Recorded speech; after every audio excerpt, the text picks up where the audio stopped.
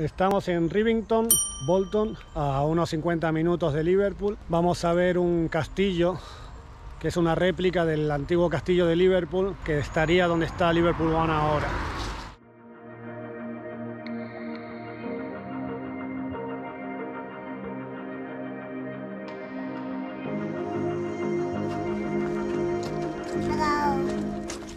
Aparentemente el castillo de Liverpool fue demolido en 1700 algo y un lord bastante rico, el fundador de Unilever, decidió restaurarlo en el 1920 por ahí. Lo que no tengo ni idea por qué tan lejos de Liverpool.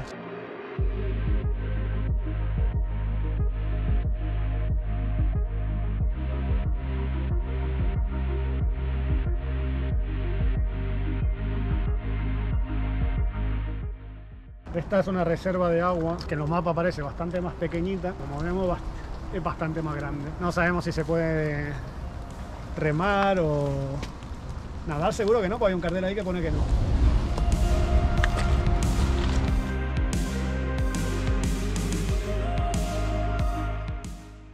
Encontré esta piedra, lo busqué en Facebook y es de una niña que cometió suicidio en el 2017 y su familia y amigos están haciendo honor a su espíritu pintando piedras y dejándolas en distintos lugares del Reino Unido.